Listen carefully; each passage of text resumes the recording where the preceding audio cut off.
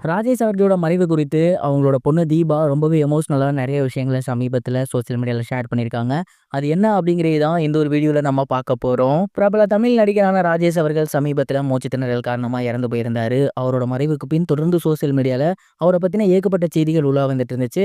அதுல ஒரு சிலர் ரொம்பவே மோசமான தகவல்கள பரப்பி வந்துட்டு இருந்தாங்க. இந்த ஒரு விஷயத்த பார்த்துட்டு சமீபத்தில வடிவுக்கரசி அம்மாவும் சரி, மேலும் ராஜேஷ் அவர்களோட பொண்ணு தீபா அவர்களும் சரி, ரொம்பவே எமோஷனலா ஒரு சில பதிவுகள ஷேர் பண்ணியிருந்தாங்க. குறிப்பா அவங்க என்ன சொல்லியிருந்தாங்க அப்படின்னா, அப்பா அவர்களோட மறைவு குறித்து நெறைய பேரு நெறைய விஷயங்கள ஷேர் பண்ணி வந்துட்டு இருக்காங்க. அதுல ஒரு சிலர் வந்து அவரு தவறான சிகிச்சை எடுத்தது தான் காரணம். இந்த மாத்திரை சாப்பிட்டது தான் காரணம். அவரு அப்படி இருந்தாரு, இப்படி இருந்தாரு அப்படின்னு ஏகப்பட்ட கதைகள சோசியல் மீடியால சொல்லி வந்துட்டு இருக்காங்க. அதெல்லாம் பார்க்கும்போது உண்மையிலேயே ஒரு பக்கம் ரொம்பவும் கஷ்டமா இருக்கு. இன்னொரு பக்கம் ரொம்பவும் ஆத்திரமா இருக்கு. எங்களுக்கும் குடும்பம் இருக்கு, எங்களுக்கும் பிரைவசி இருக்கு. ஏன் இந்த மாதிரியான விஷயங்கள்லாம் நீங்க பரப்புறீங்க? அது மட்டும் இல்லாம வடிவுக்கரசி அம்மா என்ன சொல்லியிருந்தாங்க அப்படின்னா, ராஜேஷ் வந்து என்னோட தம்பி மாதிரி. உண்மையிலேயே அவனோட இறப்பு எனக்கு மிகப்பெரிய சோகத்த உண்டாக்கியிருக்கு. அதுக்கு மிக முக்கிய காரணம், போன வாரம் கூட அவன் வந்துட்டு ஒரு டூர் போயிருந்தான். அந்த டூர்லாம் போயிட்டு அங்க எனக்கு கால்லாம் பண்ணியிருந்தாங்க. மறுபடியும் ரிட்டர்ன் வரும்போது என்ட்ட பேசியிருந்தாங்க. ரொம்பவே நல்லபடியா தான் இருந்தாங்க. சடனா இந்த மாரி அவரு இறந்து போயிட்டாரு அப்டின்னது எனக்கே மிகப்பெரிய அளவுல சோகமா இருந்துச்சு. இறப்பு அப்டிங்கிறது அதுதான். யாருக்கு எப்போ வரும்னு தெரியாது. அவன் உடல் ஆரோக்கியத்தோட ரொம்பவே நல்லபடியா இருந்தான். அதே மாரி சடனா இறப்பு வந்துருச்சு. அவன் போயிட்டான். அதுதான் ராஜேஷோட இறப்புல நடந்தது. ஆனா நெறைய பேரு நெறைய விஷயங்கள சோசியல் மீடியால சொல்றத பார்க்க முடியுது. அவருக்கு ஒரு மகனும், மகளும் இருக்காங்க. அவங்களோட எதிர்காலத்த நெனச்சு பாருங்க. அது மட்டும் இல்லாம அவங்களோட மனநிலைய நெனச்சு பாருங்க. நீங்க இந்த மாரிலாம் பேசி வெளியிட்டீங்க அப்டின்னா, அவங்களுக்கு அது எவ்வளோ ஹர்ட்டிங்கா இருக்கும்.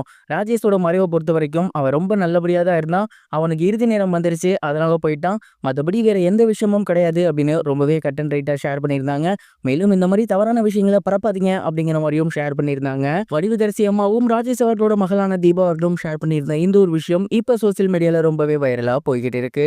இது ஒரு புறம் இருக்க, பிரபல காமெடி நடிகரான புகழ் அவர்களோட மிஸ்டர் சூ கீப்பர் படம் எப்ப ரிலீஸ் ஆக போகுது அப்படிங்கிற அனௌன்ஸ்மெண்ட் சமீபத்தில் வெளியாகியிருக்கு. குக்வித் கோமாளியின் மூலயமா ரசிகர்கள் மத்தியில மிகப்பெரிய ஒரு வரவேற்பை புகழ் அவர்கள் பெற்றிருந்தாரு. அந்த நேரம் அவருக்கு கிடைச்ச மிகப்பெரிய ஒரு வரவேற்பு அடுத்தடுத்து அவருக்கு பட வாய்ப்பையும் பெற்றுக் கொடுத்திருந்துச்சு.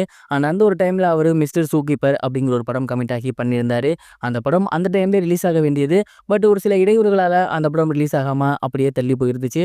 கிட்டத்தட்ட பல வருஷங்கள், அதாவது 2, 3 வருஷம் ஆயிருச்சு அந்த படத்தோட எந்த ஒரு அப்டேட்டும் ரிலீஸ் ஆகாம. இந்த ஒரு நிலையில அந்த படம் வரப்போற ஜூன் 27 ரிலீஸ் ஆக போகுதாமா. இப்ப அதற்கான ப்ரொமோஷன்ல அந்த டீம் இறங்கியிருக்காங்க. அடுத்தடுத்து தொடர்ந்து ப்ரொமோஷன் நடக்க போகுது அப்படின்னும், கண்டிப்பா இந்த படம் எல்லாருக்குமே பிடிக்கும் அப்படிங்கிற மாரியும் சொல்லியிருக்காங்க. இந்த ஒரு படத்துக்கு யுவன் சங்கர் ராஜா அவர்கள் இசையமைச்சிருக்காரு. கிட்டத்தட்ட இந்த படம் ஒரு காட்டுக்குள்ள ஜூக்குள்ள நடக்க போற விஷயமா தான் இருக்கு. கண்டிப்பா குழந்தைகளுக்கு பிடிக்கும் அப்படிங்கிற மாரி சொல்லியிருக்காங்க. குக் வித் கோமாளி எப்படி புகழுக்கு மிகப்பெரிய ஒரு செல்வாக்கு கொடுத்ததோ, அதே மாரி இந்த படம் ஹிட் ஆகி அவர் மிகப்பெரிய ஹீரோ ஆகுறாரா அப்படின்னு பொறுத்திருந்து பார்க்கலாம். இதுவரைக்கும் கனெக்டிங் டிவிக்கு சப்ஸ்கிரைப் பண்ணனா மறக்காம சப்ஸ்கிரைப் பண்ணிக்கங்க.